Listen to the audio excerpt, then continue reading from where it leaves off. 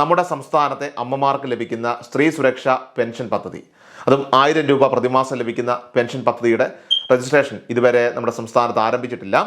ഒരുപാട് ആളുകൾ പഞ്ചായത്തിലും അതോടൊപ്പം തന്നെ ഓൺലൈൻ സർവീസ് സെൻ്ററുകളിലുമൊക്കെ തന്നെ ഈ കാര്യങ്ങൾ അന്വേഷിക്കാൻ ഇപ്പോൾ പോകുന്നുണ്ട്. തെരഞ്ഞെടുപ്പ് പെരുമാറ്റച്ചട്ടമൊക്കെ തന്നെ നിലവിൽ ഇപ്പോൾ നിൽക്കുന്ന കാര്യം എല്ലാവർക്കും അറിയാം. നമ്മുടെ സംസ്ഥാനത്തുള്ളതുകൊണ്ട് തന്നെ ഇതിൻ്റെ രജിസ്ട്രേഷൻ അതുപോലെ തന്നെ ആനുകൂല്യ വിതരണമൊക്കെ തന്നെ നടത്തുമ്പോൾ അത് ചട്ടവിരുദ്ധമാകും. അതുകൊണ്ടൊക്കെ തന്നെയാണ് രജിസ്ട്രേഷൻ ഉൾപ്പെടെയുള്ള കാര്യങ്ങൾ ആരംഭിക്കാത്തത്.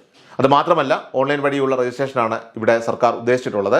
പ്രത്യേക പോർട്ടൽ ഇതിനായിട്ട് സജ്ജീകരിക്കും. വനിതാ ശിശുക്ഷേമ വകുപ്പിൻ്റെ പോർട്ടൽ മുഖാന്തരമുള്ള രജിസ്ട്രേഷനും അതിനുശേഷം അപേക്ഷയിൽ ലഭിക്കുന്ന പ്രിൻ്റ് ഔട്ട് ഉൾപ്പെടെയുള്ള കാര്യങ്ങൾ നമ്മുടെ പഞ്ചായത്തിൽ ഏൽപ്പിക്കുന്ന രീതിയിലായിരിക്കും ഇതിൻ്റെ ക്രമീകരണങ്ങളൊക്കെ തന്നെ ഏർപ്പെടുത്തുക.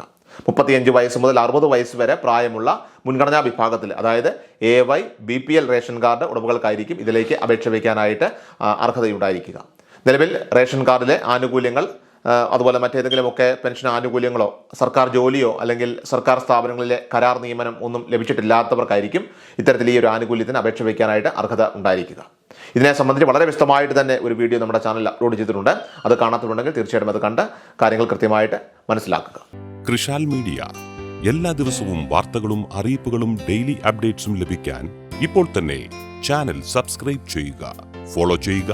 നിങ്ങളുടെ ലൈക്കും ഷെയർ നൽകി ഞങ്ങളെ സപ്പോർട്ട് ചെയ്യുക. നിങ്ങളുടെ അഭിപ്രായങ്ങൾ കമന്റ് ബോക്സിൽ രേഖപ്പെടുത്തുക.